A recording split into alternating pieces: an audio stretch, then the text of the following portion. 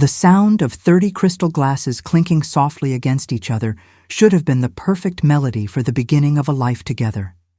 That cliché soundtrack from romantic movies I had spent my entire life waiting to hear.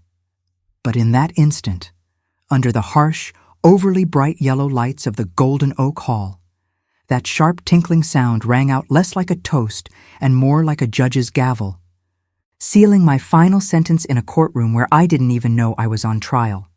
And I remember with painful, almost cinematic clarity the smell that permeated the air. A nauseating mix of cheap imported cologne, hairspray, and the greasy aroma of prime rib wafting from the kitchen. A scent that lodged itself in the back of my throat. And even now, as I narrate this to you, still makes me physically sick, because it was the exact scent of my humiliation. I was sitting at the head table, hands clasped tightly in my lap to hide the fact that they were trembling slightly, watching the crooked, arrogant smile of Tyler, my fiancé's best friend from college and self-proclaimed best man. He was holding the microphone with the toxic intimacy of a stand-up comedian about to dismantle a heckler, swirling his whiskey on the rocks while his eyes scanned the room for approval. Before he even dropped the disclosure, he had started the speech with the usual platitudes about the good old days. But the energy shifted. The air grew denser and heavier when he decided it was time to be honest. And that was when he delivered the line that breached the veil of my reality. He looked at Ethan, my fiancé, laughed that locker room laugh, and said, loud and clear for all our family, friends, and co-workers to hear, that the engagement was a great strategic play, but that Ethan was a genius for keeping the spare tires close by, circling in the warm-up lane, just in case the main vehicle broke down or lost its appeal mid-season. The silence that followed wasn't immediate. There was a second of collective processing, and it was in that exact second that the eyes of half the room slid almost magnetically in a cruel, synchronized choreography toward Jessica. Ethan's high school ex-girlfriend, who, conveniently and against my initial wishes, was seated at the head table on the opposite side, wearing a dress in a shade of satin champagne that, under those lights, was dangerously, offensively close to white. The laughter that broke the silence wasn't a genuine explosion of joy. It was something far worse. It was a ripple of stifled, nervous, complicit snickers.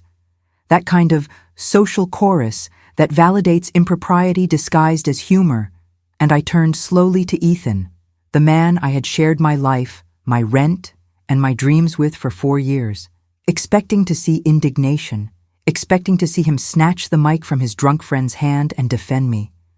But what I saw invalidated the remnant of the woman I was up until that moment. Ethan took a long sip of his beer. He averted his gaze from mine, and he laughed along. A weak, cowardly laugh. The laugh of someone who prefers to please his friends rather than protect the woman he claims to love. Without even glancing my way to check if I was suffering a systemic failure, it was right there, in that dilated fraction of a second, that the switch flipped in my head with an audible click, because I understood that this wasn't just a bad joke or an alcohol-fueled slip. It was a public test of submission, a demonstration of power, a way to see how much I would endure in silence to maintain the status of the perfect fiancé. And if you, listening to me right now, have ever felt that cold shiver down your spine, being with someone who doesn't protect you when the auditors close in, if you have ever felt alone in a room full of people who are supposed to love you, I need you to hit that follow button right now, like this video, and turn on notifications. Because the journey I am about to share with you, about how I audited their lives piece by piece, isn't just a correctional procedure. It is a survival manual. It is a guide to emotional justice that will give you the mental tools to never accept crumbs from anyone ever again. I took a deep breath. I felt the icy air conditioning dry the cold sweat on the back of my neck, and instead of crying, instead of flipping the table, or making the hysterical scene that would validate their narrative that I was crazy or too emotional, I smiled, and it wasn't a smile of joy. It was a cold, surgical smile. the smile of someone who understood the punchline better than the person who told it. And I started twisting the ring on my finger. That ring, Ethan swore, with tears in his eyes, was an heirloom from his grandmother, brought over from Europe. But I had discovered the week before, thanks to a crumpled receipt left in the pocket of the jeans I was washing, that it had cost exactly $99 on a sketchy drop-shipping website, a glorified piece of costume jewelry made of cheap alloy that turned my finger slightly green if I washed my hands with hot water, which made the whole thing not just sad, but poetically tragic. I stood up from my chair with a calm I didn't know I possessed, a calm that came from the absolute certainty of the conclusion, and the sound of the wooden chair scraping against the floor was the first sign of rupture, a harsh sound that interrupted the laughter. And silence began to spread across the nearby tables like an oil spill, conversations dying, forks pausing in midair, because there is something about the body language of a woman who has nothing left to lose that alerts the primitive survival instincts of the people around her. I walked, not toward the exit like a fugitive, but around the table toward Jessica. She held my gaze with that arrogant, glittering challenge of someone who thinks they've won the trophy, unaware that the trophy was rotten on the inside. Ethan finally noticed the shift in the room's atmospheric pressure. I saw his smile falter and twist into a mask of confusion and contained panic. He opened his mouth to say, "Babe, relax. It's a joke." But I was already out of reach of his manipulation. I had already crossed the diplomatic border, and I was in litigation territory. I stopped right next to Jessica's chair, close enough to see the foundation cracking at the corners of her eyes, close enough to smell the same perfume I had smelled on Ethan's shirt days ago. And with a fluid, almost ceremonial motion, I slid the ring off my finger. I felt the insignificant weight of that cheap metal in my sweaty palm. I grabbed her right hand. It was resting on the white linen tablecloth as if she were waiting to be kissed by royalty. And she didn't resist. She was paralyzed by the shock of my audacity. And I closed her fingers around the ring. I squeezed hard enough for the edges of the fake stone to mark her skin, sealing a pact she didn't know she was signing. The entire hall was mute now, a vacuum bubble where only my voice existed, and I spoke low, controlled, but with diction so precise it partitioned the air like glass. "You can keep it, honey. He's yours now. The full package is all there. The gambling debts he hides, the narcissistic mother who calls 5 times a day, and this $100 ring that stains your skin. You deserve each other. You're made of the same cheap material." I dropped her hand as if it were contaminated by a contagious disease. And Jessica looked at the ring in her palm, then at Ethan, and the color drained from her face. Ethan stood up, knocking his chair over. The sound echoed like a gavel strike. He shouted my name with that tone of fragile, desperate authority men use when they lose control of the narrative they created. But I was already turning my back. I was walking toward the double exit doors. I felt every pair of eyes burning into my back, not with pity, but with a respectful fear. The kind of look you give someone who just liquidated the holding and walked away. When I pushed through the heavy doors and the night air hit my face, I didn't feel sadness. I didn't feel the pain of the breakup. I felt a wave of pure, electric, addictive adrenaline. Because that exit wasn't an escape. It was the beginning of an asymmetrical procedure I had already won in my head before I even stood up from that chair. But for you to understand how I reached this level of coldness, how I transformed the naive girl who proofread his emails and paid the household bills into the woman who revoked everyone's reputation in that room without raising her voice. We need to go back 6 months in time, to the day I found the first sign, not a receipt or a lipstick stain, but something much more subtle, insidious, and dangerous. Something that was hiding in plain sight in our perfect routine. To fully grasp the magnitude of the systemic collapse that happened in that banquet hall, you have to peel back the layers of time and meet the woman I was 6 months ago. A woman who now feels like a stranger to me, a ghost, haunting a life that technically belonged to me but was entirely dedicated to servicing someone else's ego. I was suffering from a terminal case of perfect fiancé syndrome, a debilitating condition where you convince yourself that if you just love hard enough, organize enough, and forgive enough, you can smooth out the jagged edges of a man like Ethan and turn him into the partner you deserve. And back then, our apartment in the city center, a space I curated with neutral tones and soft textures to be his sanctuary, didn't smell of betrayal or cheap lies. It smelled of lavender fabric softener and the artisanal coffee beans I bought from a specific roaster 20 minutes away. Because I knew he liked the acidity profile, a small detail that encapsulates my entire existence during that period. My routine was a masterclass in invisible labor, the kind of work that keeps a relationship running but never gets put on the resume. I was the uncredited CEO of Ethan Inc. I managed his social calendar so he wouldn't miss his mother's birthday. I quietly fixed his credit score, which was in absolute ruins when we met, by suggesting financial plans that I ended up executing for him. And I spent my nights editing his work presentations until 2 a.m. while he slept soundly next to me, breathing that heavy, guilt-free sleep of a man who is entirely convinced he is a self-made success story.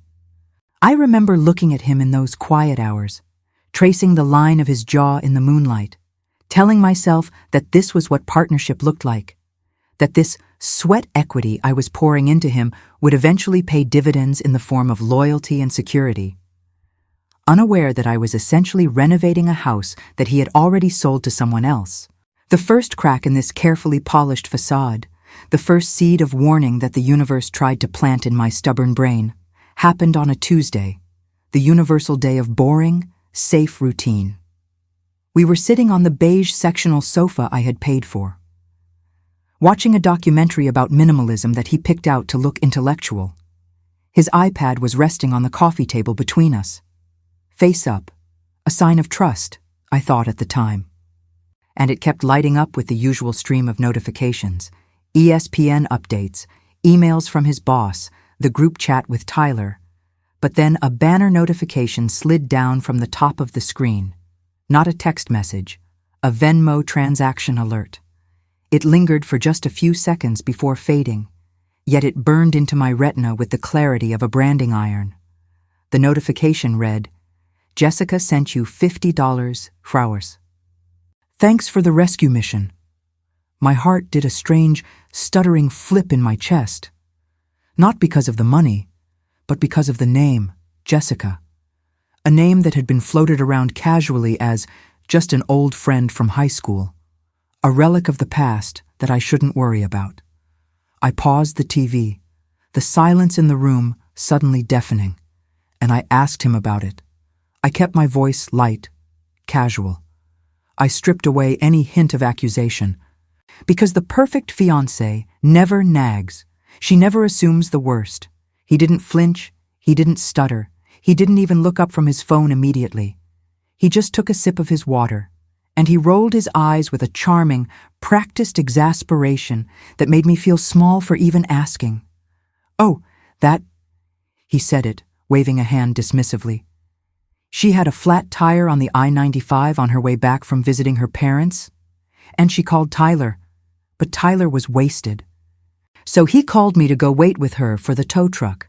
I paid the guy because she forgot her wallet. She's just paying me back. You know she's going through a rough patch since her breakup.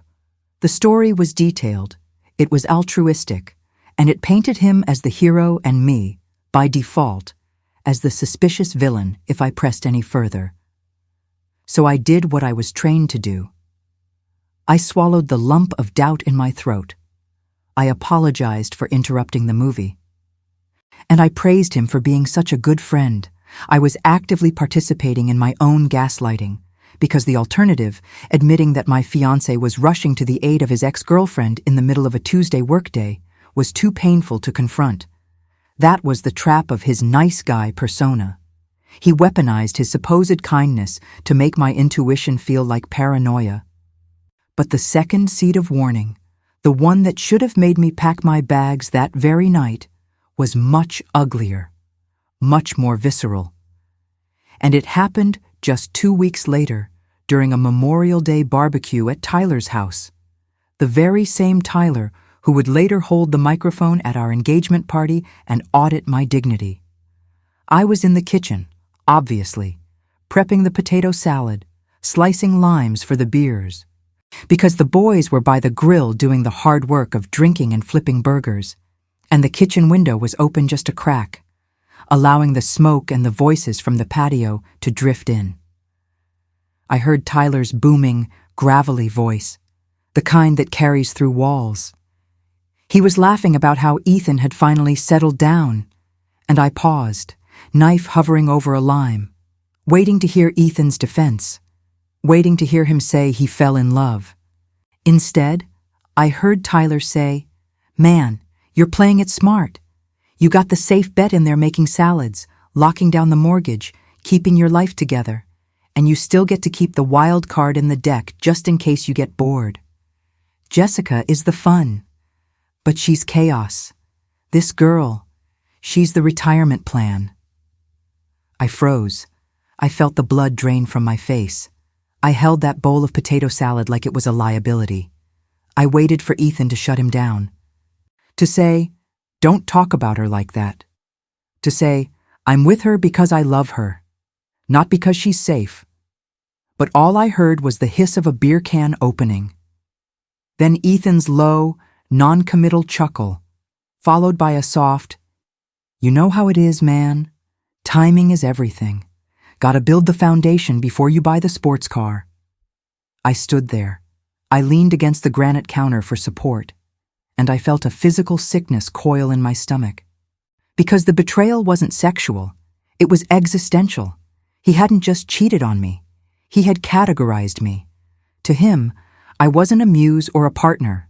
I was the safe bet, the boring, reliable, logistical choice, the human equivalent of a bond with a low yield but zero risk. While Jessica was the sports car, the excitement, the passion he felt he was sacrificing to be with me. I walked out into the backyard 10 minutes later with a smile plastered on my face. I pretended I hadn't heard a thing. Because the old me was terrified of being the nag, the buzzkill, the insecure girlfriend who ruins the party. So I swallowed that humiliation like a shard of glass. I convinced myself that men just talk trash to bond, that it was locker room talk, that his actions, coming home to me, sleeping in my bed, were the truth, and his words were just social camouflage to impress his idiot friend. I didn't realize then that by staying silent, by smiling and serving them the salad I had made while they mocked my existence, I was actively signing the contract for my own erasure. I was polishing the floorboards of a life that was being built to accommodate someone else. And the most dangerous part wasn't that they were lying to me. It was that I was becoming an expert, a PhD-level scholar, at lying to myself, just to keep the peace. That night, as we drove home in silence, I asked him if he was happy, really happy, and he reached over. He squeezed my hand with that warm, reassuring grip that felt like home. And he said, "I've never been happier, babe. We're building an empire."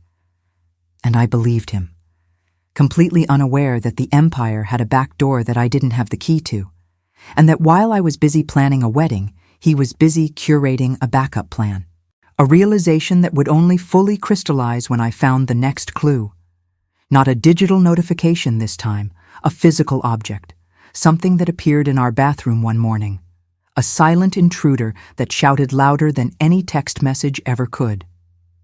If you are laboring under the delusion that a relationship is a private entity existing solely between two people, you have clearly never encountered the social chorus, that invisible, unelected jury of friends and family that sits in the back row of your life, holding up scorecards for every move you make. And in Ethan's life, that jury was rigged from the very first day, presided over by Tyler, a man who treated male loyalty like a sacred fraternity pledge that superseded basic human decency. Tyler wasn't just a friend or a drinking buddy. He was the gatekeeper of Ethan's past. A loud, beer-drinking sentinel who had decided early on that I was the manager. The buzzkill corporate woman sent by the universe to domesticate their wild spirit and put a curfew on their fun. And while he was polite enough to my face, offering stiff hugs and forced smiles, his microaggressions were like paper cuts, constant, stinging, and impossible to complain about without sounding like a paranoid lunatic. But the dynamic shifted from annoying to dangerous the moment Jessica fully re-entered the orbit. Not as a threat initially, under the insidious guise of the cool friend, the girl who could chug a beer faster than the guys, who knew the stats of every linebacker in the NFL, and who never, ever asked, "Where is this relationship going?" I watched her slide back into their lives like a slow-acting poison, first infiltrating the group chat with memes, then showing up at the happy hours by accident, and finally embedding herself into our weekends, performing a role that was carefully, surgically curated to highlight my flaws by contrast. Where I was structured and organized, she was spontaneous and chaotic. Where I was ambitious and focused on our future, she was chill and focused on the now. I was the syllabus, and she was recess. I remember describing this sinking feeling to Karen, a senior project manager at my firm, a woman who had survived 3 high-stakes divorces and could smell a lie through a Zoom call connection. She didn't offer me tea or hollow sympathy. She leaned over her mahogany desk. She took off her reading glasses with a deliberate slowness. And she dropped a truth bomb that anchored me for the rest of the storm. "Honey, listen to the friends. The friends are the subconscious of the relationship. If they are comfortable disrespecting you to your face, it's because your partner has given them permission behind your back." I wanted to dismiss her cynicism. I wanted to believe Ethan was different. But just 3 days later, her words manifested in a crowded, dimly lit gastropub where we were celebrating Tyler's birthday.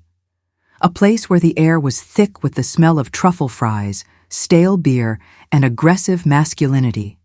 The noise level was just high enough to make intimate conversation impossible, forcing everyone to shout, which turns every comment into a public performance. And Jessica was there, of course, sitting directly across from Ethan, wearing a vintage band tee that I'm 90% sure used to belong to him. And the entire night, the conversation flowed between them like a private electrical current, bypassing me completely, leaving me stranded on the island of my own silence. The friction point, the moment the heat turned up and burned me, wasn't a fight. It was an order. When the waitress came to take our requests, Ethan took charge, ordering a round of shots and appetizers for the table. And he rattled off Jessica's specific modifications without even looking at a menu. Wings, extra crispy, ranch on the side, absolutely no celery, because she hates the texture. Without missing a single beat, demonstrating a muscle memory of her preferences that made my stomach churn. But when he got to me, he paused, looking at me with a blank, slightly panicked expression. A deer in the headlights of his own negligence. Before ordering me a hard cider, the one drink I had explicitly told him 3 times that month gave me instant, blinding migraines due to the sugar content. I corrected him, gently, trying to save face. "Actually, sweetie, I'll just have a water. The cider triggers my migraines. Remember?" And the silence that followed was deafening. A vacuum where the air used to be. Tyler snorted, shaking his head as if I had just asked for a unicorn. And he said, loud enough for the next table to hear, "Man, you need a spreadsheet to keep up with her dietary restrictions. Good luck with that." And instead of defending me, instead of saying, "She just gets headaches, it's not a big deal, back off." Ethan laughed. He laughed. And then Jessica, with a smile that didn't reach her predatory eyes, leaned in and touched his arm. A lingering touch, saying, "Don't worry, E, I'll drink her cider. I'm low maintenance." "I'll drink anything." The table erupted in approval, crowning her the queen of cool, casting me as the difficult, high-maintenance shrew who ruins the vibe. And I sat there. I felt the heat rise up my neck, realizing that this wasn't an accident. It was a hierarchy. And I had just been publicly demoted. I excused myself to go to the bathroom. My hands were shaking so hard I could barely hold my purse. And as I walked away, I didn't hear them asking if I was okay. I heard them toasting. The clink of glasses sealing my exclusion. Standing in front of the bathroom mirror, under the unflattering fluorescent lights that highlighted every pore of my anxiety, I washed my hands, and I stared at my reflection, trying to convince myself I was overreacting, that I was just tired. But when I walked back to the table, I approached from behind, and I saw Tyler's phone lying face up on the sticky wood next to the pitcher of beer. The screen lit up with a notification, a preview from a group chat I didn't know existed, named The Real Squad, with a beer mug emoji, and the message was from Tyler himself, typed moments after I left. Crisis averted. The buzzkill is gone. Finally, we can breathe. That was the moment the ground beneath me dissolved, because I realized I wasn't fighting for a seat at the table anymore. They had already sawed off the legs of my chair. And while I was worried about being liked, they were actively managing my exit strategy, creating a separate ecosystem where I didn't exist. But what they didn't know was that by isolating me, by pushing me to the periphery, they had given me the perfect vantage point to see the instrument that would eventually take them all down. A tool that would appear in the form of a simple, overlooked inconsistency in the weeks to follow. If the public humiliation at the gastropub was the initial crash that voided the warranty of my self-esteem, the months that followed were the slow, agonizing whiplash that settles in when the adrenaline fades. And the central symbol of this decay wasn't a lipstick stain on a collar or a hotel receipt. It was something far more mundane and terrifyingly domestic. The wedding binder. That thick, cream-colored leather notebook with gold corner protectors was supposed to be the architectural blueprint of our forever, a tangible promise of the life we were building. But as the weeks dragged on, it transformed into a ledger of his apathy and my desperation, a heavy tome that I carried around the apartment like a penitent carrying a cross, while I was obsessively color-coding floral arrangements, debating the merits of peonies versus ranunculus to ensure they matched the season, negotiating with caterers to keep us strictly within a budget that was becoming increasingly impossible to manage. Ethan was engaged in a campaign of intimate withdrawal, so subtle, so gradual, that it felt less like a rejection and more like gaslighting by omission. The physical intimacy didn't just stop overnight. It evaporated, replaced by a roommate politeness that is the absolute final notice of passion. A terrifying neutral zone where he would kiss me on the forehead before bed with the same clinical detachment one might use to greet an elderly aunt. And the sex became a distant memory, replaced by a wall of, I'm tired. Work is crazy. My back hurts. A wall built brick by brick to keep me out of his internal world, but the devil is always in the details. Or in this case, in the digital breadcrumbs that started accumulating like dust in a corner I was too afraid to sweep. Because I knew what I would find underneath. It started with the phone. The universal black box of modern infidelity. His iPhone, which used to sit face up on the coffee table while we watched Netflix, open to the world, began to live exclusively in his pocket, or face down on surfaces, guarding its secrets like a sentinel.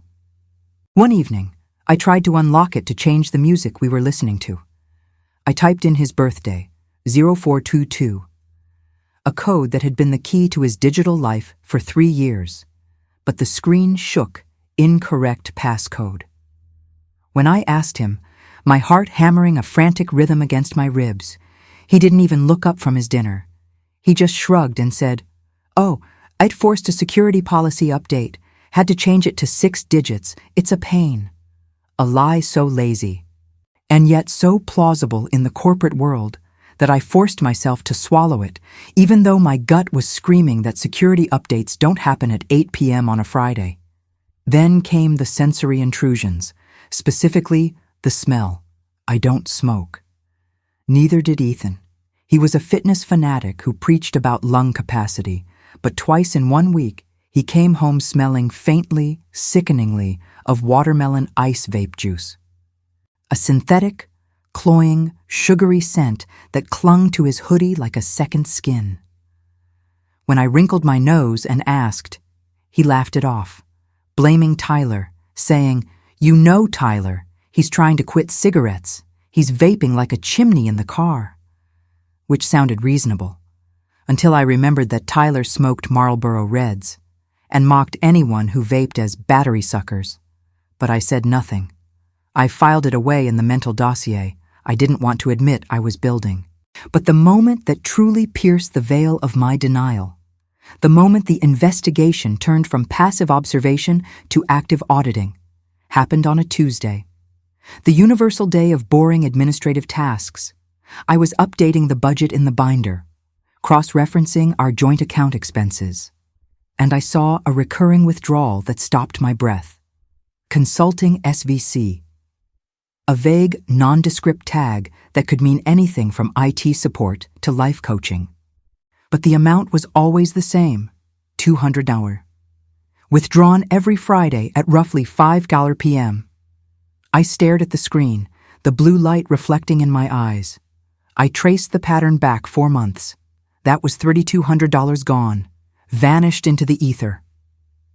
When I pressed him on it later that night, expecting a logical explanation about student loans or a surprise investment or even a gambling loss, he didn't offer reassurance. He offered aggression. He snapped at me, his face twisting into a mask of ugly indignation, accusing me of micromanaging his finances, of not trusting him, of being paranoid and controlling. He turned the blame back on me, a classic Darvo tactic. Deny, attack, reverse victim and offender, claiming he was saving for a huge surprise for the honeymoon, and that I was ruining the magic with my spreadsheet obsession. And I, desperate to believe him, desperate to be the good fiancé, apologized. I actually apologized to the man who was stealing from our future. That night, lying next to him in the dark, listening to the steady, rhythmic breathing of a man with no conscience while my own heart felt like it was being squeezed in a vice, I realized the surprise wasn't a gift. It was a lifestyle he was funding on my dime. As he shifted in his sleep, his phone, which he had forgotten to turn face down on the nightstand, lit up with a single notification that cut through the darkness like a lighthouse beam. It wasn't a text. It wasn't a DM. It was a reminder from a shared calendar I wasn't part of. A calendar labeled E&J Shared, and the notification read, "Rent due, transfer now." I closed my eyes. The image burned into my retinas, and finally admitted that the ghost haunting our relationship wasn't a spirit. It was a payroll entry, and I was the unwitting investor in a startup called Ethan's Life with Jessica, paying the rent for a love nest I wasn't invited to. And as I lay there in the dark, I didn't cry. I started calculating, because I knew that if I was paying the rent, I was technically the landlord, and it was time to serve an eviction notice. The 2 weeks leading up to the engagement party felt less like a celebration countdown and more like the slow, rhythmic, agonizing ticking of a timer strapped to my chest. And the atmosphere in our apartment, once a sanctuary of soft lighting and shared dreams, had curdled into a suffocating silence. Every closed door felt like a conspiracy. Every unread notification felt like an imminent threat. I was living in a state of high-functioning panic. Waking up at 3 a.m. with my heart hammering against my ribs, analyzing the cadence of his breathing, wondering if he was dreaming of her. And I knew, with the desperate clarity of a drowning woman, that I needed a sanity check. Something concrete, something to anchor me before I completely lost my grip on reality. So I called Sarah, my college roommate, who had evolved into a ruthless, high-stakes divorce attorney known in the city as the Shark, a woman who wore stilettos like gavels and viewed love as a contract with loopholes. We met in her sterile, glass-walled office that smelled of espresso, expensive leather, and litigation. Overlooking the city skyline that suddenly looked like a board game I was losing, I laid it all out on her mahogany desk. The Jay's rent payments, the late nights, the gaslighting, the sheer, visceral gut feeling that I was being played like a fiddle. And Sarah didn't offer me a tissue or hollow platitudes about communication. Instead, she put on her reading glasses with a deliberate slowness. She reviewed the printed bank statements I had brought with the forensic eye of a coroner, and she delivered the verdict with the cold precision of a surgeon redacting a tumor. Honey, listen to me closely. This isn't just infidelity. This is asset diversion. He's not just cheating on you physically. He's funding a startup life with another woman using your capital. You are paying for the bed they sleep in. If you walk away now without a plan, you're not a victim. You're just an unpaid investor in their happiness. Her words hit me harder than any physical slap could have. They stripped away the romantic tragedy of the situation and revealed the cold, economic brutality of it, confirming that I wasn't crazy. I was being embezzled emotionally and financially. But the final nail in the coffin, the moment that turned my sadness into a cold, hard tool, came 3 days later, when I went to the venue, the Golden Oak Hall, to finalize the seating chart for the party. I walked in, expecting a quick administrative meeting, but the event coordinator, a sweet, frazzled woman named Mrs. Higgins, looked up from her clipboard with a confused, deep frown and said, "Oh, I thought we were done. The other lady, the blonde one who came with your fiancé yesterday, she already finalized the changes to the menu, swapping the chicken for the prime rib, and she changed the centerpieces to lilies." The ground beneath me seemed to tilt dangerously, because I hate lilies. They are the flowers of funerals. They smell of death and heavy silence.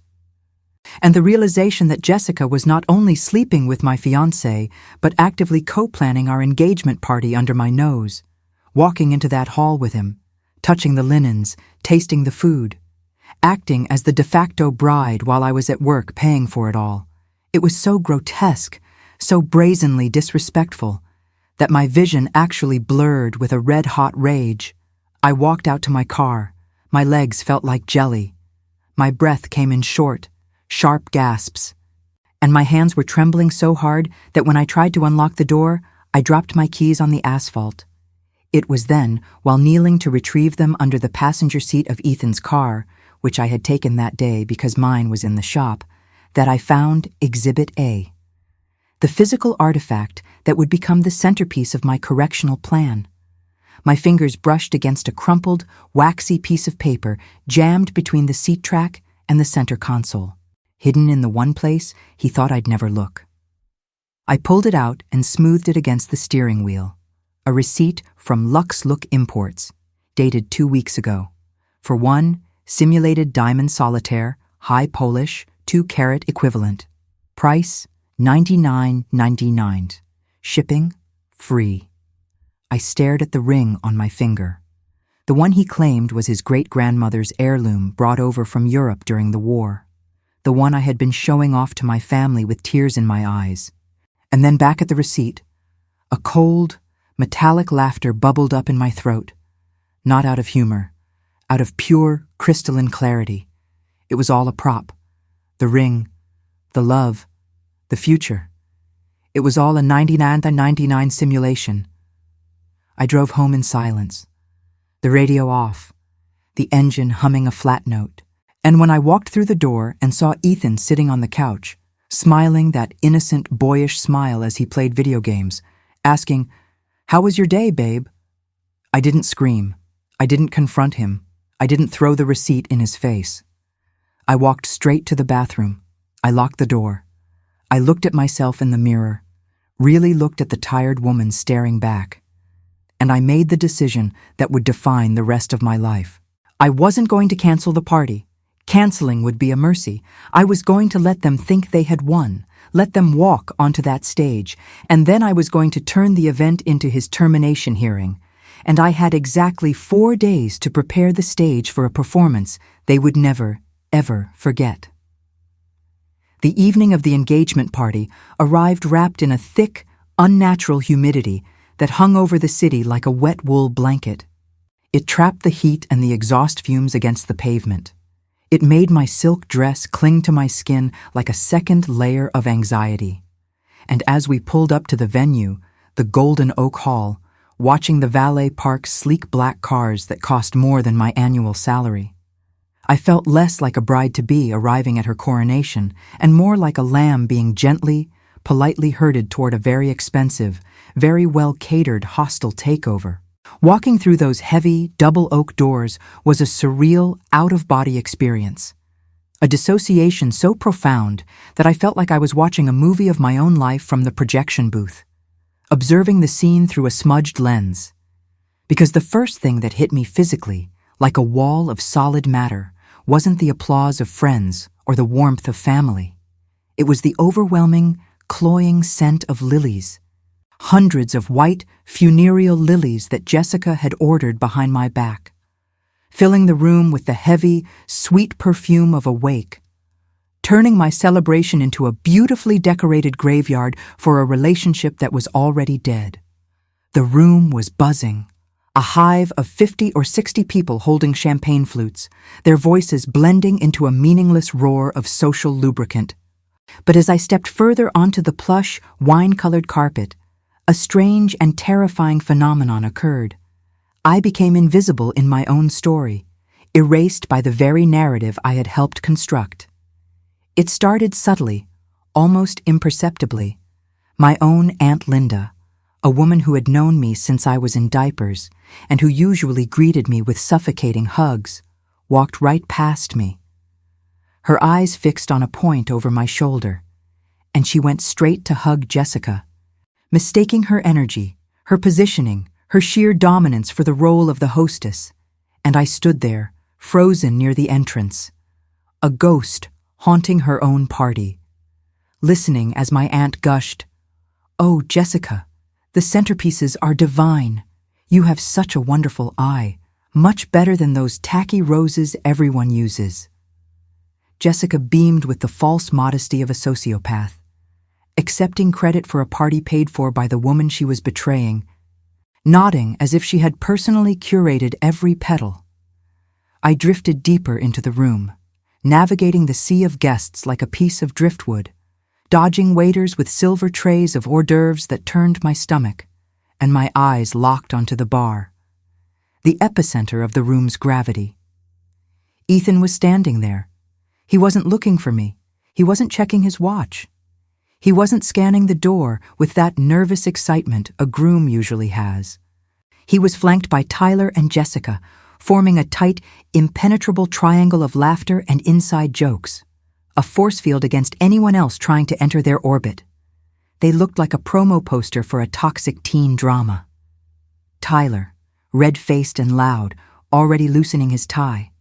Jessica, glowing with the thrill of deception, her hand resting casually on the bar rail inches from Ethan's.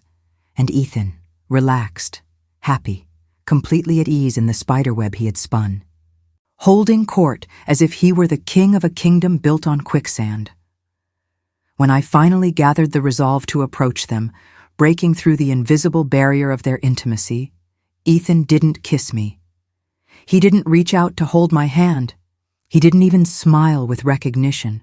He just glanced at me with glazed, half-drunk eyes and said, "Oh, hey, you're finally here. Grab a drink. We're just talking about the itinerary for the bachelor trip."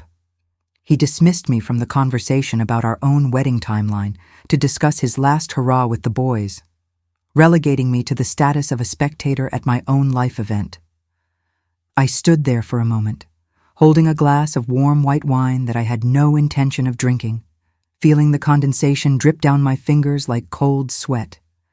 And I watched Jessica reach out and smooth the lapel of Ethan's navy blue jacket with a familiarity that made my stomach turn. a gesture so intimate, so possessive, picking a microscopic piece of lint off his chest while maintaining unbreaking eye contact. It silenced the group of friends standing nearby for a split second. It was a territorial mark, plain and simple, a dog peeing on a fire hydrant, a signal to the pack that she had ownership. But the chatter resumed, glossing over the impropriety. Because that's what polite society does. It ignores the monster in the room as long as the open bar is stocked and the hors d'oeuvres are warm. I realized then, with a crystal-clear, agonizing certainty, that to them, I wasn't the protagonist of this story. I was the prop. The cardboard cutout necessary to secure the gifts, the parents' approval, and the social status. While the real emotional marriage, the real bond, was happening between the three of them right in front of my face. And I was just the funding mechanism, the wallet with a pulse. The tension in the room was rising, a static charge building up before a market correction, thickening the air until it was hard to breathe. And I could feel the pitying glances from the few people who actually noticed what was happening. My coworker Karen raised her eyebrows at me from across the room, a silent, frantic signal of, do something, say something, flip the table, but I just smoothed my dress. I took a sip of the warm wine, and I waited. I waited because I knew what they didn't. Arrogance is a powerful anesthetic. It numbs you to danger. It makes you feel invincible right before it liquidates you. And they were overdosing on it, drunk on their own cleverness, thinking I was too stupid or too weak to see the subpoena they were twisting into my back. As Tyler tapped the microphone, a sharp, screeching feedback sound cut through the room and silenced the crowd, signaling the beginning of the speeches. The lights dimmed slightly, casting long shadows across the floor, and I took a deliberate step back into the darkness, blending into the wallpaper, letting them have the spotlight one last time, because I knew that the higher they climbed on that stage, the steeper the drop would be. And as Ethan put his arm around Tyler and smiled at Jessica, I tightened my grip on the receipt in my pocket, the paper documentation that was about to turn their comedy into a tragedy. I felt the sharp edges of the paper digging into my palm, grounding me, reminding me that while they had the microphone, I had the truth, and the truth was about to make a lot of noise. The transition from uncomfortable social tension to active, public humiliation happened the precise moment Tyler tapped the microphone. A sharp, piercing electronic squeal cut through the murmur of the crowd like a dentist's drill. It made everyone wince. It acted as the official signal for the proceedings to begin. He was sweating profusely. His face was flushed with the kind of aggressive, sloppy confidence that only comes from 3 double bourbons and a lifetime of never being told no by anyone in authority. And as he pulled Ethan to the center of the makeshift stage, draping a heavy, suffocating arm around his neck, I felt a knot tighten in my stomach, a primal, reptilian instinct screaming at me to run, to hide, to leave the building before the roof caved in. The speech started predictably enough. The usual rambling, disjointed college anecdotes about glory days and road trips that excluded 90% of the room, forcing our families to smile politely while he recounted stories of binge drinking and questionable decisions that weren't even funny 10 years ago, let alone now. But then the tone shifted, growing darker, heavier, and significantly more intimate. Tyler's gaze drifted past me. The bride. The reason for the party. And it locked onto Jessica with a laser focus that made the air in the room drop 10 degrees. He started talking about loyalty and history, using words that belong in a wedding vow, not a best man's toast to a groom and another woman. He described Jessica not as an ex-girlfriend, but as a foundational pillar, the one that got away but never really left. And I stood there, paralyzed, holding my breath, watching as Jessica beamed, raising her glass in a mock salute, basking in the validation like a lizard on a warm rock, completely unbothered by the fact that she was being praised at my engagement party. The room grew uncomfortably quiet, the kind of heavy, suffocating silence where you can hear the ice melting in the buckets and the nervous shifting of feet on the carpet. Because even the most oblivious guests realized a line was being crossed. A social boundary was being erased. But Tyler, emboldened by the spotlight and the alcohol, plowed ahead into the fatal punchline, the crescendo of his disrespect. He leaned into the mic, breathing heavily, his voice booming with a conspiratorial chuckle that grated on my nerves, and he said the words that would burn themselves into my memory forever. Words that I replay in my head every time I need to remember why I don't offer second chances. But seriously, folks, let's be real. Marriage is a marathon, not a sprint, and you gotta have insurance. That's why I always tell Ethan he's a genius. He's got the safe bet at home to pay the bills.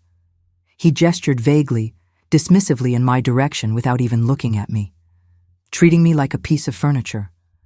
And he kept the premium reserve right here. He pointed directly at Jessica with his glass, spilling a little whiskey as he did so, just in case the main engine stalls or gets boring. The air left the room instantly, sucked out by the sheer gravity of the insult. It wasn't just a bad joke. It was a manifesto, a public declaration of the hierarchy they had established.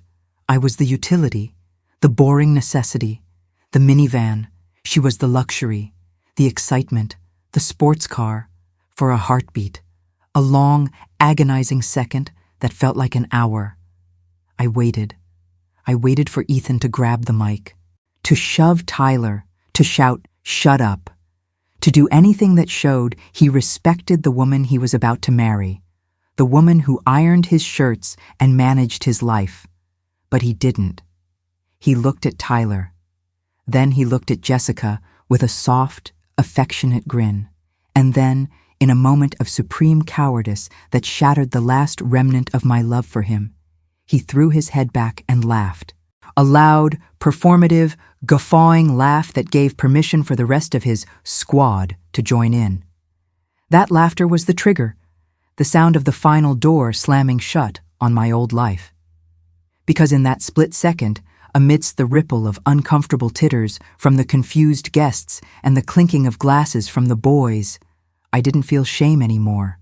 The shame evaporated, replaced by the cold, hard clarity of a surgeon picking up a scalpel.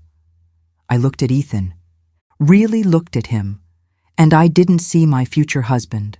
I saw a stranger, a weak, insecure boy who needed two women to feel like one man. And the perfect fiancé died right there, between the appetizers and the open bar, her corpse cooling on the floor while they laughed. The woman who took her place was no longer interested in marriage, no longer interested in peace or dignity. She was interested in justice, scorched earth justice. And she was about to deliver it with the very ring they had just spent 10 minutes mocking, preparing to turn their moment of triumph into a class action lawsuit they would never recover from. The laughter that had filled the room, bouncing off the vaulted ceilings and the crystal chandeliers, didn't taper off naturally like a dying flame or a fading echo. It was severed, decapitated, by the sharp, deliberate screech of my chair legs dragging against the polished hardwood floor. The sound was so harsh, so dissonant, so violent. It acted as an immediate interrupt signal for the entire party. It sliced through the ambient noise, the clinking of silverware, and the hum of the air conditioning, until the silence that followed felt heavy, physical, suffocating, like the airlock of a spaceship had just been blown open. As I stood up, I didn't just rise from a seat. I felt like I was emerging from a 6-month coma, shedding the skin of the agreeable, blind fiancé in real time. And the room underwent a sudden, violent atmospheric pressure change, transforming from a celebration into a courtroom where I was the judge, the jury, and the executioner. And for the first time since this nightmare began, I didn't feel small. I didn't feel invisible. And I certainly didn't feel weak. I felt massive. I felt like a titan walking through a fragile dollhouse, observing these plastic people with a cold, clinical detachment that frightened even me. because I realized I no longer cared about their approval or their comfort. I only cared about their dissolution. I began to navigate the space between the round banquet tables, and the click of my heels on the parquet echoed like rhythmic stamps in a canyon. Because the DJ, sensing the shift in energy like a dog sensing an earthquake, had instinctively cut the music, leaving only the sound of my approach to fill the void. A sound that grew louder and more ominous with every step. I saw faces I had known for years turn toward me, their expressions morphing in slow motion. My mother-in-law's judgmental frown slackening into confusion. Tyler's drunken grin freezing into a rictus of uncertainty as he lowered the microphone. Realizing he had lost control of the room. Ethan's face crumbling from amusement to a pale, hollow mask of panic. His mouth opened to form a question or a command. I never let him voice it, because he didn't deserve my words anymore. He only deserved my actions. I didn't look at him. I denied him the dignity of eye contact. I refused to give him even a crumb of my attention. My focus was laser-locked on Jessica. She was still seated at the head table like a queen on a throne built of lies, holding her champagne flute halfway to her lips, her smile faltering at the edges as she realized I wasn't storming out in tears to cry in the bathroom like the victim they cast me to be. I was advancing on her, with the calm, predatory grace of a lead auditor who has finally cornered its auditee after a long hunt. As I closed the distance, time seemed to dilate, stretching every second into an hour, allowing me to catalog every detail of their downfall, the sweat beading on Tyler's forehead, the way Jessica's knuckles turned white around the stem of her glass, the smell of fear that was starting to overpower the sickly sweet scent of the lilies.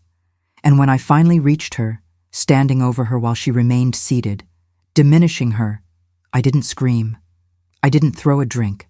I didn't engage in the chaotic, messy drama they thrived on. I simply invaded her personal space, breaching the social contract she thought protected her. And I reached for her left hand, the one resting on the white damask tablecloth. She gave it to me, paralyzed by the sheer, unmitigated audacity of the moment, unable to pull away because the shock had severed the connection between her brain and her muscles. I held her hand for a second. I felt the pulse hammering in her wrist, a frantic bird trapped under the skin, and with my other hand, I slid the engagement ring off my finger, that cheap, glittering lie that had weighed 1,000 pounds for the last week, and I pressed it into her palm, closing her fingers over it one by one, a perverse, forceful reverse proposal that the entire room watched in breathless, terrified fascination. The metal felt cold against her skin. But my voice, when it finally broke the silence, was colder. It projected with a steady, resonant clarity that reached the back of the room without needing to be shouted, every syllable hitting like a hammer. "It's a cubic zirconia from a dropshipping site, Jessica?" I watched the light die in her eyes as the reality of the insult took hold. Check the receipt he keeps hidden under the floor mat in his car, right where he thinks you won't look. It cost exactly $99.99. Just like him. It looked expensive and real from a distance. But up close, it was just cheap filler. Zero market value. A tendency to leave a stain. The gasp that rippled through the room wasn't dramatic. It was the sound of 50 people simultaneously realizing they were witnessing a reputational insolvency, a total evisceration of status. And I leaned in closer, just an inch from her face, dropping my voice to a whisper that only she and Ethan could hear, a whisper that carried the weight of a death sentence. He's drowning in $40,000 of credit card debt. His car is 2 months away from repossession, and he's been using your rent money to pay for his online gambling habit. I checked the logs. I didn't soften it.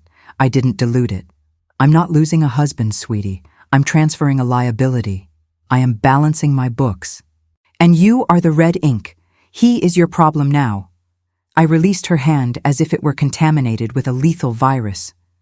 Jessica looked at the ring in her palm, then at Ethan, and the color drained from her face, leaving her looking like a wax figure. The ring tumbled from her slack grip and bounced on the table with a pathetic, hollow clink. It sounded like the final nail in the coffin of their reputation. I turned my back on them, a physical rejection that felt more violent than a slap. And as I walked toward the double doors, the sea of guests parted for me like the Red Sea, bodies recoiling, eyes wide with a mixture of fear and awe.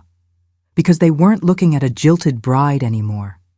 They were looking at a woman who had just foreclosed on the property without striking a single match. A woman who had leveraged the truth. I could hear Ethan scrambling behind me, the sound of a chair crashing over, his voice cracking as he shouted my name. "Wait! You're crazy! Let me explain!" But his voice sounded distant, tinny, like it was coming from a radio in another room, irrelevant, fading into the background of a life I no longer lived. When I pushed those heavy oak doors open and stepped into the cool, dark night air, leaving the wreckage of my perfect life behind me in that silent, stunned hall, I didn't feel sadness.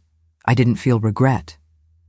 I felt a surge of adrenaline so potent it made my hands shake, not from nerves, from the sheer rush of power, because that exit wasn't a retreat, it was a tactical withdrawal. A necessary repositioning for the litigation that was about to transition from the emotional battlefield to the legal one. And as I walked to my car, the rhythm of my heels clicking on the asphalt sounded like a countdown, because while they were stuck in the chaos I had just implemented, trying to pick up the pieces of their shattered egos, I was already unlocking my phone. I was opening the folder I had labeled The Final Motions. And I was initiating the next phase of a plan they wouldn't even see coming until it was far too late to beg for mercy. If you think the hardest part of leaving a toxic relationship is the breakup itself, the moment you walk out the door, then you have never lived through the post-climax siege, the 72 hours of psychological procedural maneuvering that follows the public exposure of a narcissist. A period where the silence in my apartment was constantly shattered by the digital screams of a man losing control of his narrative. The drive home from the engagement party was a blur of adrenaline. But the moment I locked my front door, a deadbolt I had secretly rekeyed 3 days prior, a detail that would soon save me, my phone began to convulse on the kitchen counter. It vibrated with such intensity that it danced across the granite like a possessed object. I didn't turn it off. I plugged it into a charger. I poured myself a glass of cold water. Then I sat down to watch the extinction burst, a psychological term for the explosion of behavior a manipulator exhibits when their usual tactics stop working. And let me tell you, Ethan's burst was litigious. It started with the panic phase, a barrage of 30 texts in 10 minutes. They ranged from feigned confusion, "Babe, where did you go? We need to talk. You misunderstood everything," to desperate gaslighting. "That receipt was for a prank ring for Tyler. How could you embarrass me like that?" And finally, when the blue bubbles of his messages remained unanswered, it shifted into the rage phase, a dark, ugly torrent of abuse where the mask completely slipped off. He called me psychotic, materialistic, unstable. He accused me of ruining his reputation over a misunderstanding. Then the flying monkeys arrived, the term for the enablers a narcissist recruits to do their bidding. My phone flooded with calls from his mother, from Tyler, even from mutual friends who weren't at the party but had been fed a spun version of the story where I was the villain, the woman who had a mental breakdown and harassed poor, innocent Jessica. I watched the notifications stack up like bricks in a wall. "Ethan is devastated. You need to apologize." There are two sides to every story. And the temptation to reply, to defend myself, to send screenshots of the bank transfers and the texts I had archived, was physically painful. A burning itch under my skin that screamed justice. But I remembered the advice of my attorney friend Sarah. Silence is not just an absence of words. It is a vacuum. If you don't feed them a reaction, they will starve. And when they starve, they get sloppy. So I didn't type a single word. I became a gray rock. Uninteresting, unresponsive, impenetrable. and my silence drove them to the brink of insanity because they couldn't gauge if their manipulation was landing. By the second day, the siege moved from the digital world to the physical one. I heard the heavy, frantic pounding on my front door at 2 a.m., a rhythm I recognized instantly. It was Ethan. He was shouting. His voice was slurred with alcohol and entitlement. He demanded to be let in. He claimed he lived there and had rights. Unaware that I had a copy of the lease on the table which listed me as the sole tenant, another precaution I had insisted on years ago due to his poor credit. A safety net he had once praised. A safety net that was now his cage. I stood on the other side of the door, barefoot on the cold tile. Watching him through the fisheye lens of the peephole, he looked distorted, monstrous. He banged his fist against the wood. He kicked the baseboard. He screamed that he was going to break the door down if I didn't open up. My heart was hammering a frantic rhythm against my ribs. The primal fear of physical violence rose in my throat, but I didn't scream back. I didn't open the door to argue. I simply held up my phone and hit record. Capturing the audio of his threats, the slurring of his words, the violence of his pounding. "I'm going to ruin you," he screamed, his voice cracking. "You think you're smart? You're nothing without me. Open this door, or I swear to God." The recording lasted 4 minutes before he finally exhausted himself. He slid down the door frame to sit on the doormat, sobbing. A performance of victimhood meant to guilt me into opening the door, but the lens doesn't lie. And I knew the man crying on my porch wasn't sad about losing me. He was terrified of the consequences I had unleashed. He eventually left, dragged away by a reluctant Tyler who had evidently been waiting in the car. And as the taillights faded, I didn't go back to sleep. I went to my laptop. The smear campaign had already started online. I saw the vague, passive-aggressive Facebook statuses from his family about loyalty and gold diggers. I saw the Instagram stories from Jessica posing with a glass of wine and a caption about rising above the drama, painting herself as the classy survivor of my outburst. They were rewriting history in real time, trying to isolate me socially before the truth could come out, trying to make me look like the crazy ex so that no one would believe me when I finally dropped the evidence. But they made a critical, fatal error. They assumed I was hiding in the dark, crying and scrolling, paralyzed by the social pressure. They didn't know that I wasn't hiding. I was harvesting.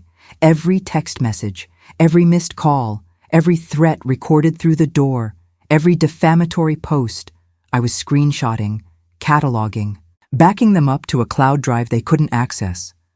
I wasn't just surviving the breakup. I was building a case. The pressure was suffocating. The gaslighting was designed to make me question my own reality. Was I too harsh? Did I misunderstand? But every time I wavered, I looked at the spreadsheet of consulting SVC payments. I looked at the receipt for the $99 ring. I looked at the timestamps of his texts to Jessica. The emotional part of me wanted to curl up and die. But the tactical part of me, the part forged in the fires of his betrayal, knew that the time for tears was over. The silence in my apartment wasn't empty. It was the heavy, charged silence of a submarine rigging for silent running before firing the torpedoes.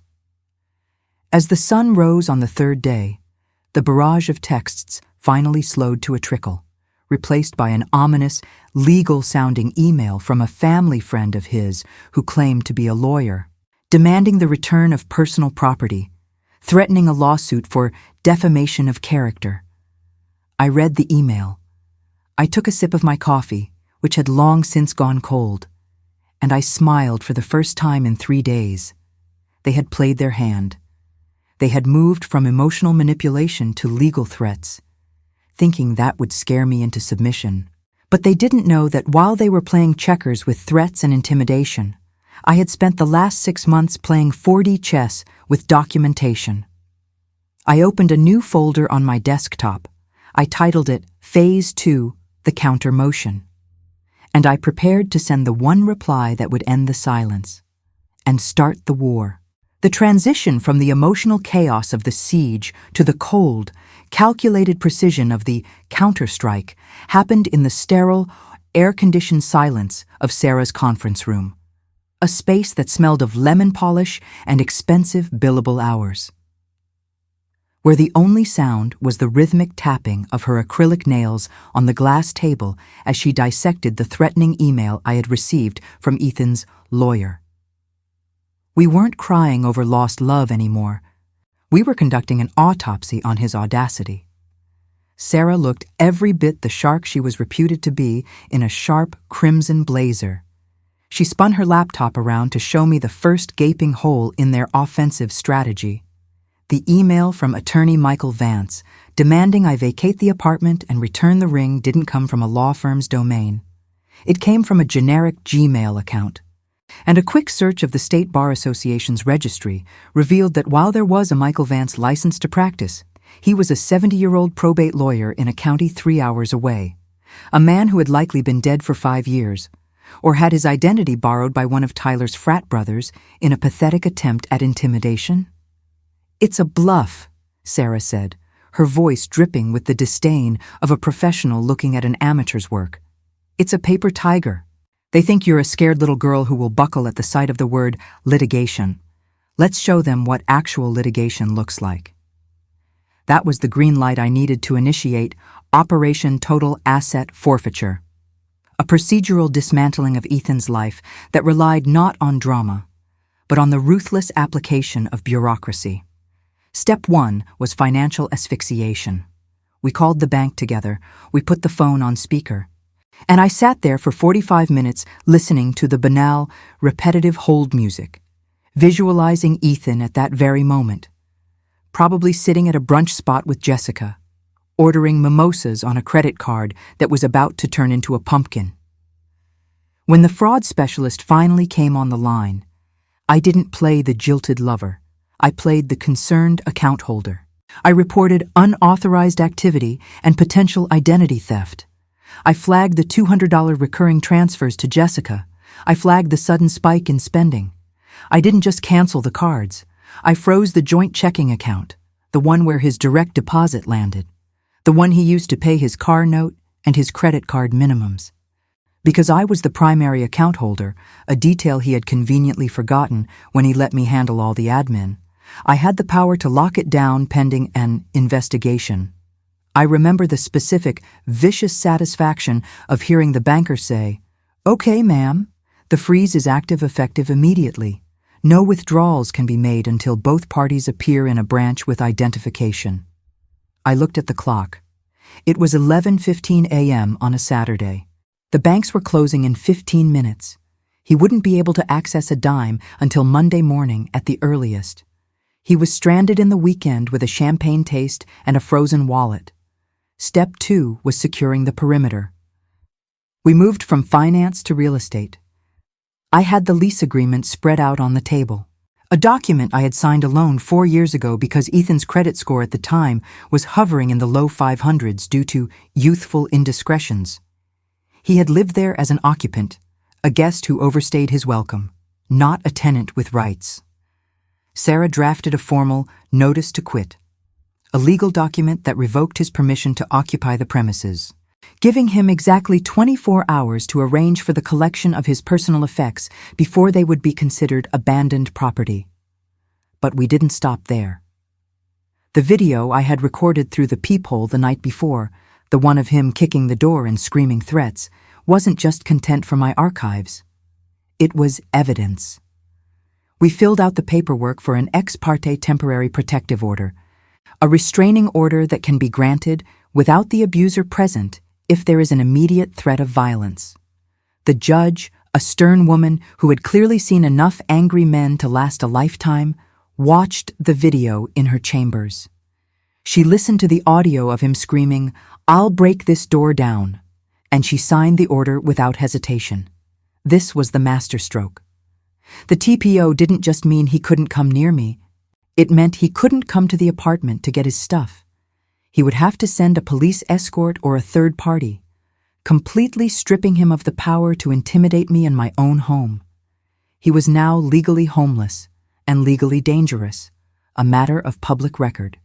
Step 3 was the physical exorcism of his presence from my sanctuary. I went back to the apartment, not to cry over his hoodies, to pack them. I turned on a playlist of aggressive, high-tempo music. I opened a bottle of wine, and I began the process of boxing up his empire.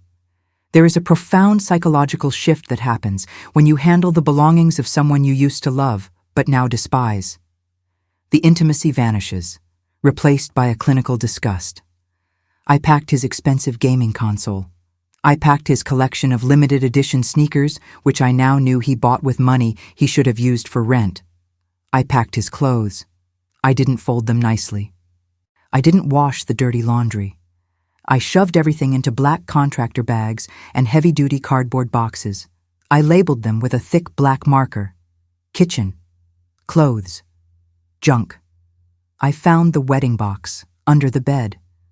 The one with the RSVP cards and the samples of invitations we had picked out together. For a second, my hand hovered over it. A wave of grief threatened to crash over me. Then I remembered the lilies. I remembered the laugh. And I threw the entire box into the trash bag, destined for the dumpster. I wasn't just cleaning my apartment. I was curating the museum of his failure. By 6:09 p.m., the apartment was empty of his trace. The closet was half empty. The bathroom shelf was bare. The gaming setup was gone. The space felt larger, echoey, but clean. I sat on the floor, surrounded by the silence of a life reclaimed, and that's when my phone buzzed. It wasn't a text from him. Sarah had instructed me to block his number and direct all communication to her office. It was a notification from the bank app. Transaction declined. The bistro, $84.50. I smiled. A genuine, terrifyingly calm smile. He had tried to pay for lunch. It was declined. Then another buzz. Transaction. Declined. Shell station, $45 hours. He was trying to get gas. Declined. Then a third, desperate attempt. Transaction declined. ATM withdrawal, $20 hours. He was trying to get cash to salvage the date, to save face in front of Jessica, and he couldn't even get a $20 bill. I could visualize the panic in his eyes, the frantic call to the bank, the realization that the safe bet had just locked the vault. I wasn't just a jilted fiancé anymore. I was the CEO of his insolvency. I stood up, I walked to the window, and I looked out at the city, knowing that somewhere out there, Ethan was realizing the free ride was over. But he had no idea that the financial freeze was just the opening salvo. I still had the consulting SVC logs, the proof of his side hustle that violated his employment contract, and the folder labeled Work Email Archive that I had synced to my laptop months ago when he asked me to fix his Outlook. Block 10 was about defense and containment. Block 11 was going to be about offense and career destruction. Because if he wanted to act like a single man, I was going to ensure he had the single man's budget to match. I opened my laptop. I pulled up the draft of the email to his HR department, an email I had written in my head 1,000 times but never typed until now. And I prepared to attach the documents that would turn his professional life into ash. If the weekend was about securing the perimeter of my personal life, then Monday morning was about launching the ballistic report that would level the playing field of his professional existence. Because in the modern world, a man like Ethan, a man who defines his worth entirely by his job title, his leased Audi, and his ability to pick up the check at happy hour, doesn't lose capital when you break his heart. He defaults when you cut off his cash flow. Monday morning arrived with the crisp, relentless efficiency of a redaction dropping. And while Ethan was likely waking up on Tyler's couch, hungover and frantically trying to unlock his frozen bank accounts to buy a bagel, I was sitting at my kitchen table, a cup of black coffee steamed next to my laptop. I was preparing to execute the corporate option. You see, one of the many uncredited roles I played in Ethan Inc. was that of his administrative assistant.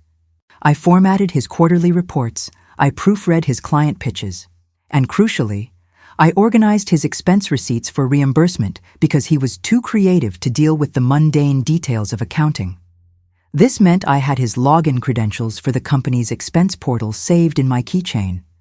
More importantly, I had a photographic memory of the receipts I had processed versus the reality I had witnessed. I logged in. The screen glowed with the familiar corporate blue interface. I navigated to the History tab, and there it was, the smoking gun. Not hidden in a safe, hiding in plain sight in a folder labeled Q3 Client Development. I opened the report for the previous month. I started cross-referencing the entries with the photos of receipts I had backed up on my phone. A habit I developed not out of suspicion initially, but because he was always losing the physical copies and blaming me. The discrepancies weren't just errors, they were systematic fraud.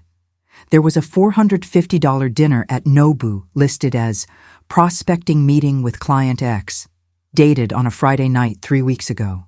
I checked my calendar. That was the night he told me he was working late.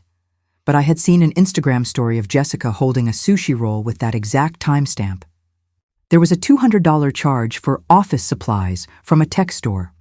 When I pulled the SKU from the receipt, it turned out to be a noise-canceling gaming headset, the very one I had packed into a box labeled junk 2 days ago. And the pièce de résistance, a whopping $200 charge for a team-building golf outing. It coincided perfectly with a weekend trip he took with Tyler, a trip where no clients were present, only coolers of beer and bad decisions. He wasn't just cheating on me. He was embezzling from his company to fund the lifestyle he couldn't afford, padding his lifestyle with shareholder money. I didn't send this information to him. That would be amateur hour.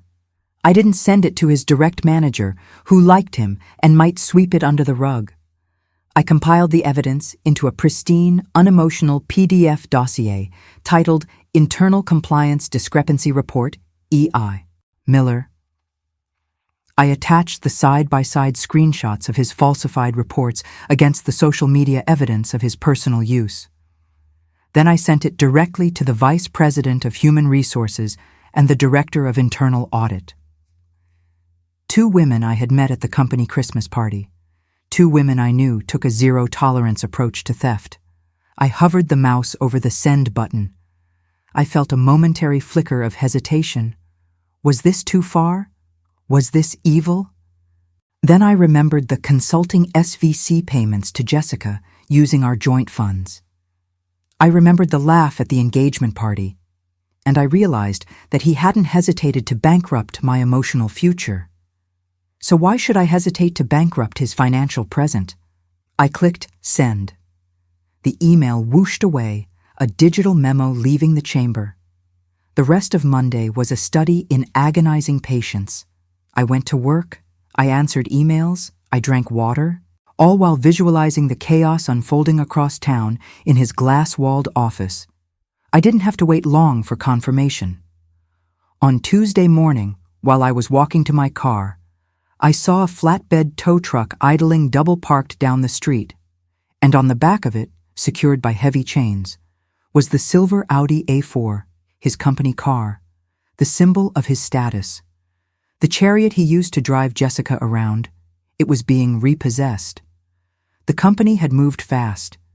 They had likely suspended him pending an investigation immediately upon reading my report.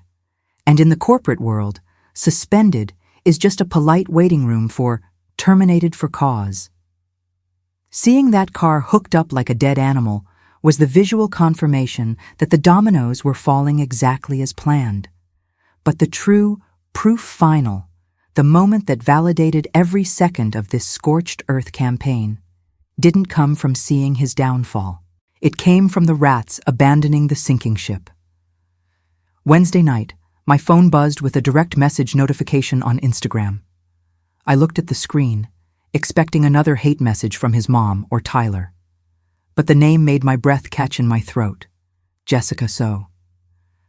I stared at the request for a full minute before accepting. The message wasn't a gloat. It wasn't a threat. It was a plea.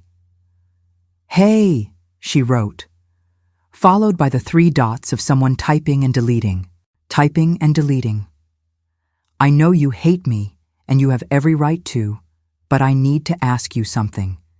Ethan told me he was the one who broke up with you because you were controlling.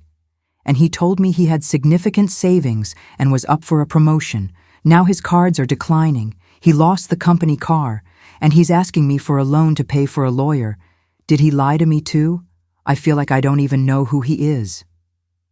I read the message twice, tasting the sweet metallic irony of it, the premium reserve, the wild card, the excitement, realizing within 72 hours what it had taken me 4 years to learn. Ethan wasn't a prize.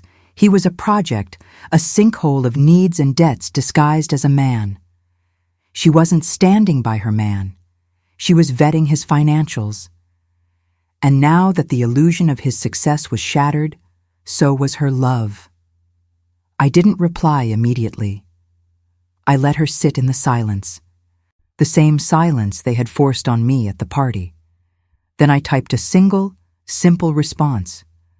I attached the screenshot of the $90 ring receipt one last time. He didn't just lie to you, Jessica. He couldn't afford you. The ring on your finger is fake.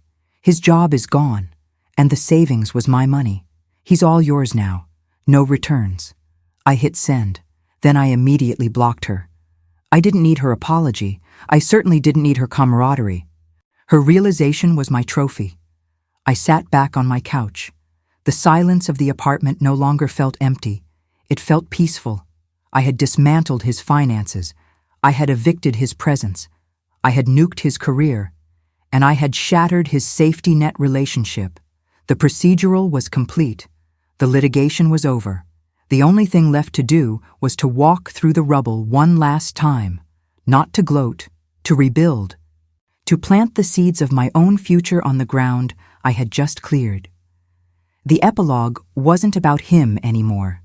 It was about the woman who survived him. It has been exactly 6 months, 3 weeks, and 2 days since I walked out of the Golden Oak Hall, leaving the wreckage of a 4-year relationship cooling on the floor like a crime scene. And if you were to walk into my apartment today, you wouldn't recognize it as the same space where I used to cry over unread text messages and organize receipts for a man who was stealing from me. The beige walls that Ethan insisted on because they were neutral and resale-friendly are gone, painted over in a deep, vibrant shade of sage green that breathes life into the room. And the air no longer smells of his lingering vape smoke or the oppressive weight of walking on eggshells.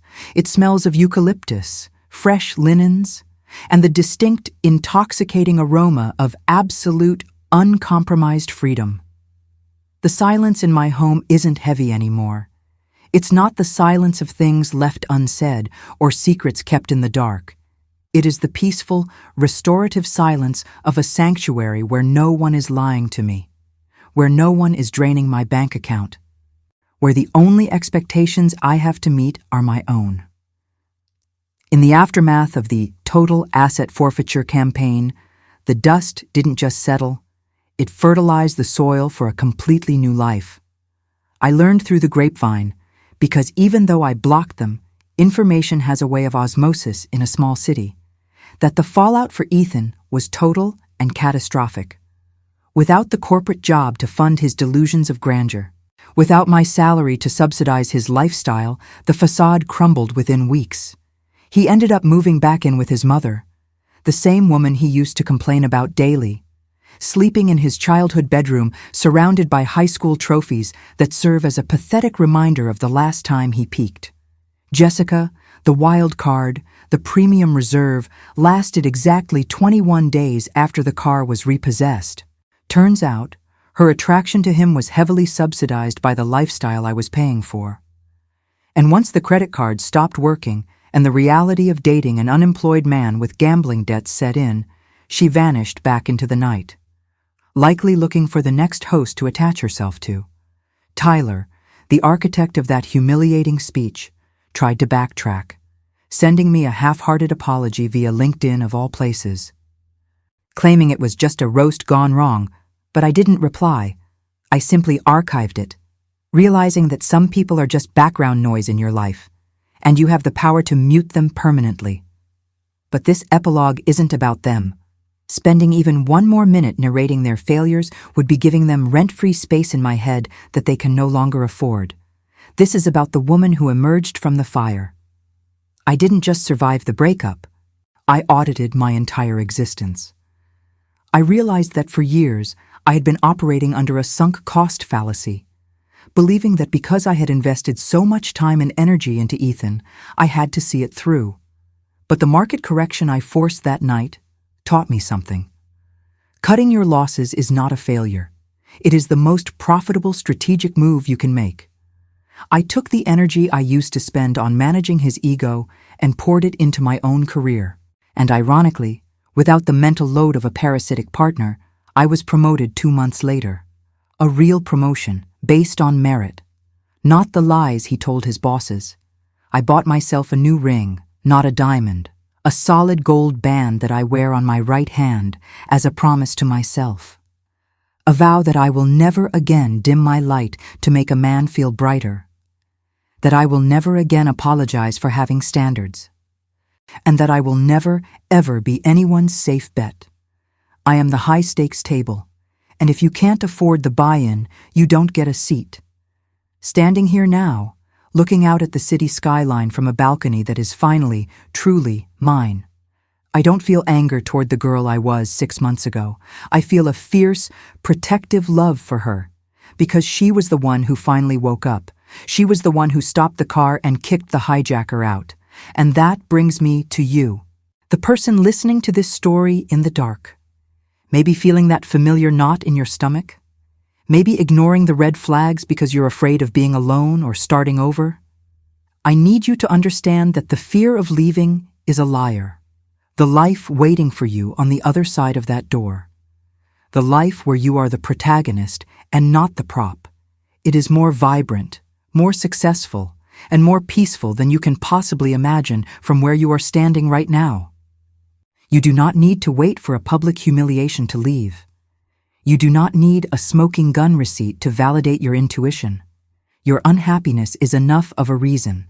Your gut instinct is evidence enough.